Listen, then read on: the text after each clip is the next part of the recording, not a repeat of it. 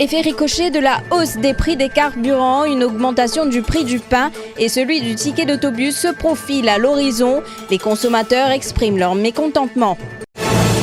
Parallèlement, le ministre du Commerce met en garde contre toute hausse injustifiée de la part des opérateurs. Achid Gunga soutient que l'augmentation des prix des carburants était inévitable.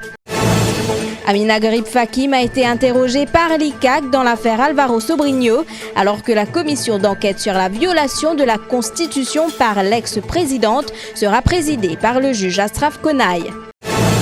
À Rodrigue, des patients atteints de troubles psychologiques sont enfermés dans une cellule insalubre. Un appel est lancé aux autorités. Et en Californie, 10 enfants ont été retrouvés dans une maison de l'horreur. Bonsoir à tous. Quelles sont les réactions après l'annonce de la hausse du prix des carburants et surtout celle des autres commodités à cause de l'effet boule de neige? Les opérateurs de bus individuels et les boulangers étudient déjà leurs propositions pour augmenter le prix de leurs produits et services. De nouvelles hausses que de nombreux Mauriciens trouvent difficiles à digérer. Pour l'essence, il monte. Moi, je roule biscuit, qui me roule le transport, je roule motocyclette. Pour le biscuit, je ne fais aucune dépense. Par contre, pour faire l'essence monter, moi, je vais prendre si il monte, je vais payer, pas faire différemment. Si l'essence monte, pas nécessaire, je vais un transport bis, parce que nous dans Belle, du monde dans Belle, non? Est-ce que le gouvernement peut faire semblant pour les capables de faire un prix de ticket d'autobus, mais presque pareil avec le prix Métro Express, il peut faire ça d'une façon qui, quand le Métro Express commence à rouler, il est capable d'augmenter le prix parce qu'il est pareil comme un prix bis. Ça peut être plus difficile pour la classe moyenne des Mauriciens. Ce n'est pas facile. Déjà, nous pouvons travailler comme si juste pour manger boire dans ce pays-là. Mais qui nous accepte tant que nous l'avons monté. Nous acceptons tout, nous. Mais un an, pas de monter. Sunil Jiunaren est le secrétaire de la Mauritius Bus Owners Cooperative Federation. Il justifie sa demande pour une augmentation du prix du ticket d'autobus.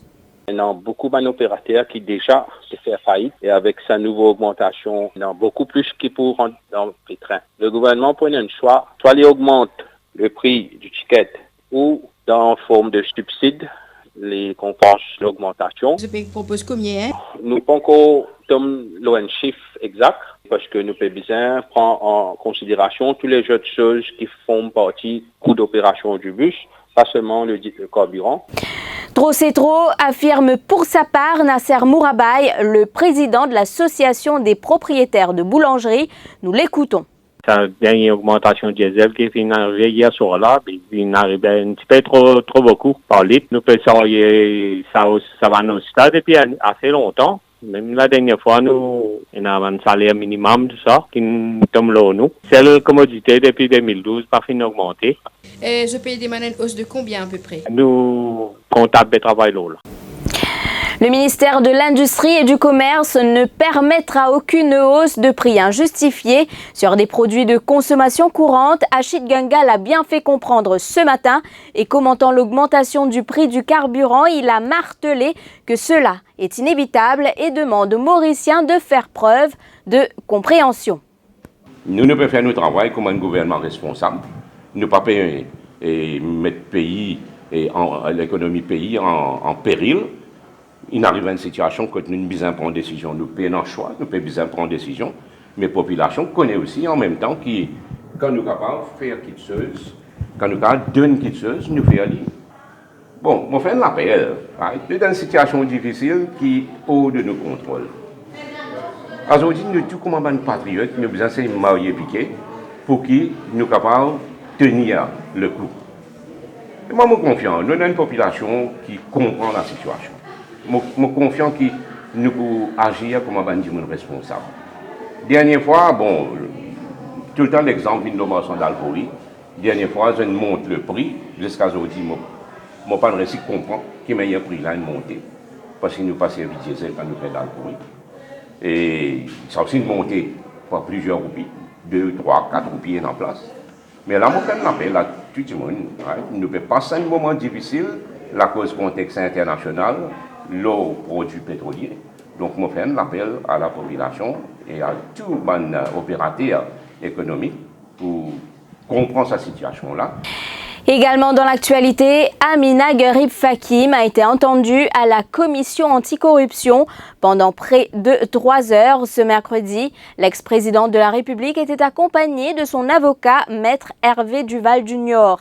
Amina Gharib Fakim, vous le savez, a été auditionnée dans l'affaire Alvaro Sobrino.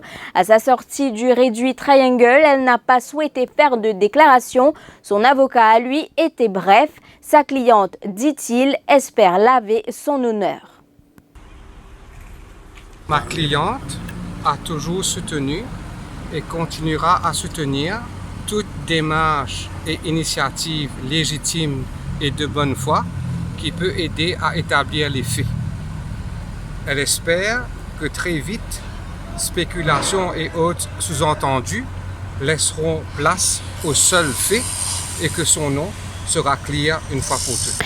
Entre-temps, la commission d'enquête sur la violation de la Constitution et d'autres lois par l'ex-présidente de la République, Amina Gharib Fakim, a été instituée. Un communiqué a été émis par le bureau de la présidence cet après-midi. La commission sera présidée par le juge Asraf Konaï, qui aura comme assesseurs les juges Nirmala Deva et Gayatri Jagessar Mana. Énième avertissement du leader du groupe réfugié Chagos aux Chagossiens ayant répondu positivement à l'offre de voyage proposée par le gouvernement britannique. Face à la presse cet après-midi, Olivier Bancoult leur a demandé de ne pas effectuer cette visite dans l'archipel, visite qu'il qualifie de piège. Nous ne sommes pas d'accord que les enfants puissent accès à la terre que nous avons venir. Nous ne sommes pas capables d'aller. C'est pour cette raison-là qu'il nous dit, et surtout, moi, je mets l'emphase, le 16 novembre, ça arrive une semaine, le gouvernement anglais vient faire pour dire dans 40 minutes. Dans la tête, tout le monde croit que ça prochaine est déjà 4 coups. C'est que l'anglais vient dépenser seulement pour 3 voyages à Los Agos, ni des côtés social, ni des côtés de l'éducation, ni des côtés de l'emploi, ni des côtés de formation, ni des côtés de la santé, anglais pas le faire non. Mais nous ne pouvons pas aller continuer à jouer avec une dignité pour ça. C'est pour cette raison-là nous dire, c'est par contre dans sa pièce-là. Les patients souffrant de troubles psychologiques et mentaux sont enfermés dans une cellule à l'hôpital Queen Elizabeth à Rodrigue. Le matelas serait posé à même le sol et la cellule ne contiendrait pas de toilettes. Ceux qui y sont enfermés se plaignent de ces conditions très difficiles. Qui ont un trouble psychologique, qui ont un trouble mental, qui ont un blessé physique, donc qui fait un double traitement avec un malade. Quand on vient à l'hôpital, sa place qui se met tout, quand on gagne malade psychologique, là, mental, il est vraiment pas correct. Je ne sais pas des qui, comment dire, mettent ben ou se capitonner, mais c'est l'endroit qui est marissal. Quand on vient, comment dire, on dirait pour une toilette, il faut crier à une distance, il faut gagner parler à ça. Et vous avez le temps de faire ça dans le linge, ou bien partir, aller là, je peux dire comment dire qu'il vous plie fou parce que vous ne ça partir. Moi, c'est que moi j'ai envie de faire une annonce avec le gouvernement. C'est une seule pièce, ça.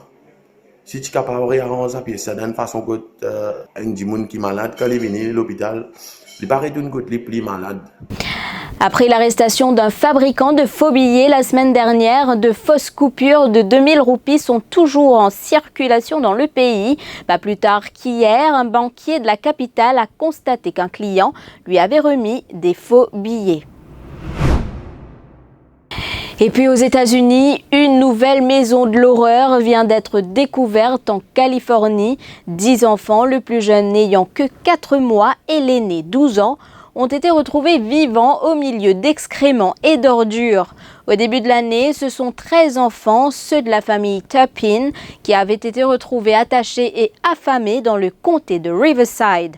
Les enfants ont 7 fois été découverts quand la police a ramené chez lui à Fairfield, au nord de San Francisco, le fils aîné que ses parents avaient signalé comme disparu.